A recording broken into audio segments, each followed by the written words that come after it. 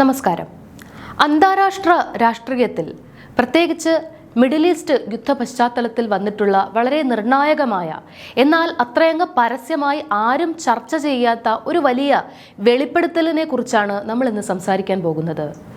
നമ്മൾ ഇപ്പോഴും പ്രധാന വാർത്തകളിൽ കാണുന്നത് എന്താണ്?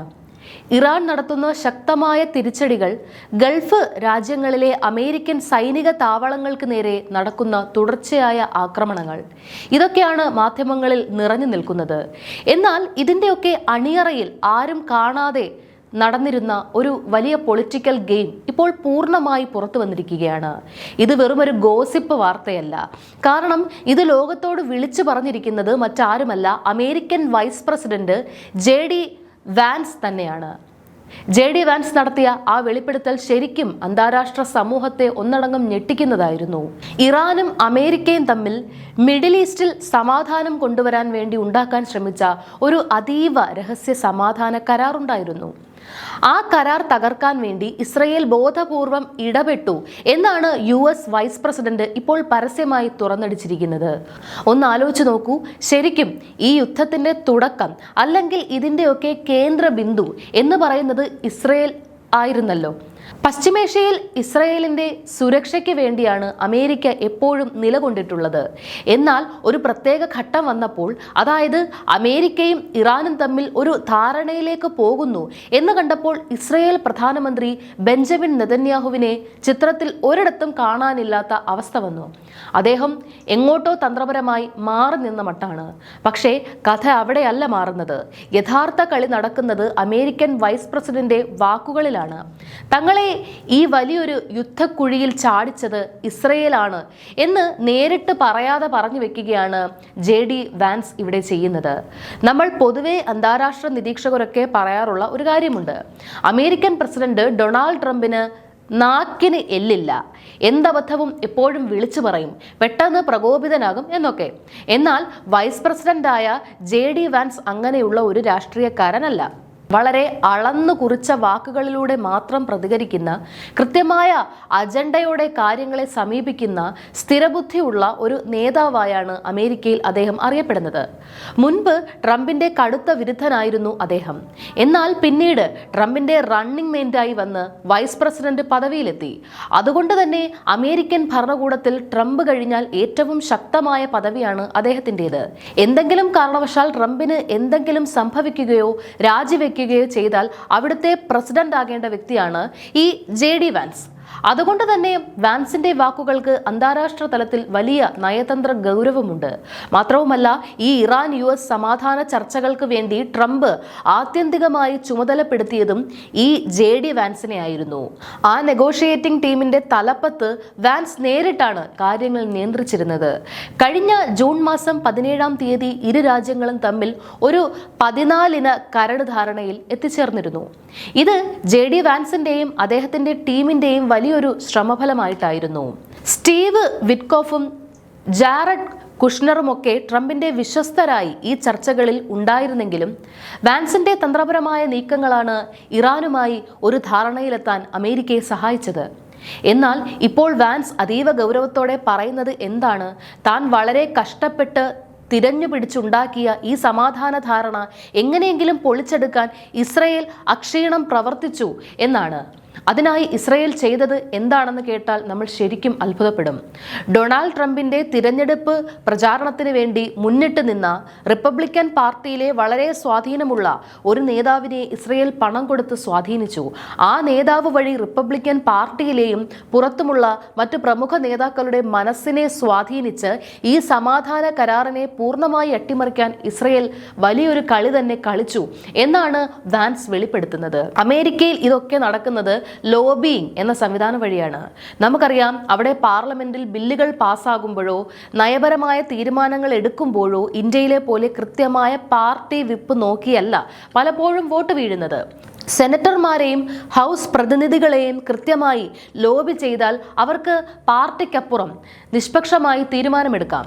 മുൻപും വാർ പവേഴ്സ് ആക്ടിലൊക്കെ ട്രംപിന് സ്വന്തം പാർട്ടിയിൽ നിന്ന് വിചാരിച്ച പിന്തുണ കിട്ടാതെ കൈപൊള്ളിയത് നമ്മൾ കണ്ടതാണ്. ഈ ഒരു ലൂപ്പ് ഹോൾ മുതലാക്കിയാണ് ഇസ്രയേൽ അമേരിക്കൻ രാഷ്ട്രീയത്തിൽ ഇടപെട്ടത്. ഒന്നുകിൽ വൻതോതിൽ പണം നൽകുക, അല്ലെങ്കിൽ ഉയർന്ന സ്ഥാനമാനങ്ങൾ ഓഫർ ചെയ്യുക, അതുമല്ലെങ്കിൽ അടുത്ത തെരഞ്ഞെടുപ്പിൽ വലിയ ഫണ്ടിങ്ങും മാധ്യമ പിന്തുണയും വാഗ്ദാനം ചെയ്യുക. ഈ വക ഓഫറുകൾ കൊടുത്ത് നേതാക്കളെ കയ്യിലെടുക്കാൻ ഇസ്രയേൽ ഭരണകൂടം ഭയങ്കര മിടുക്കരാണ്. ഇവിടെ നമ്മൾ ഒരു പ്രധാനപ്പെട്ട ഭൂമിശാസ്ത്ര ജനസംഖ്യാപരമായ കാര്യം മനസ്സിലാക്കണം. ഇസ്രയേൽ എന്ന് പറയുന്നത് ലോക ഭൂപടത്തിൽ 1 കോടിയിൽ താഴെ മാത്രം ജനസംഖ്യയുള്ള ഒരു ചെറിയ രാജ്യമാണ്.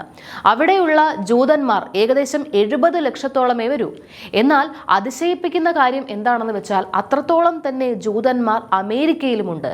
ഈ അമേരിക്കൻ ജൂത ലോബിയാണ് യഥാർത്ഥത്തിൽ അമേരിക്കയുടെ വലിയ ധനകാര്യ സ്ഥാപനങ്ങളെയും ഇൻഷുറൻസ് കമ്പനികളെയും ബാങ്കിംഗ് മേഖലയെയും അതിലുപരി ലോകത്തെ ഏറ്റവും വലിയ ആയുധ നിർമ്മാണ കമ്പനികളെയും ഒക്കെ അദൃശ്യമായി നിയന്ത്രിക്കുന്നത്.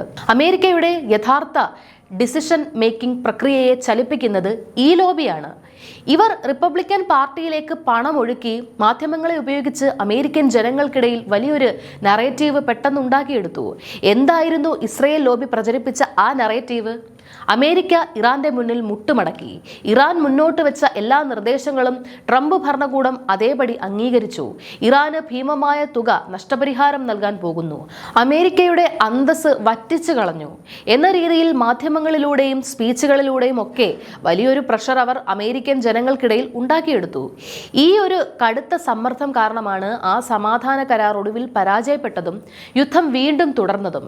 ഇത് തന്നെയാണ് ഇപ്പോൾ JD വാൻസ് പരസ്യമായി തുറന്നു പറഞ്ഞ് ഇസ്രയേലിനെ പ്രതിക്കൂട്ടിലാക്കുന്നത്.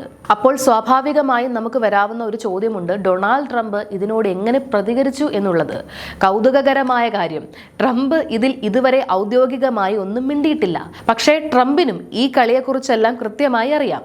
ഇസ്രയേലിനെ പൂർണ്ണമായി തള്ളിക്കളയാൻ അമേരിക്കയ്ക്ക് ഒട്ടും കഴിയില്ല. അതൊരു കഴിച്ചിട്ടിറക്കാനും മധുരിച്ചിട്ട് തുപ്പാനും വയ്യാത്ത അവസ്ഥയാണ്. പിന്നെ എന്തിനാണ് വാൻസ് ഈ ഘട്ടത്തിൽ ഇങ്ങനെ ഒരു പരസ്യ പ്രസ്താവന നടത്തിയത്? അതൊരു കൃത്യമായ വാണിംഗ് ആണ്. നിങ്ങൾ രഹസ്യമായി ചെയ്യുന്ന എല്ലാ അട്ടിമറികളും ഞങ്ങളുടെ CIA അറിയുന്നുണ്ട്.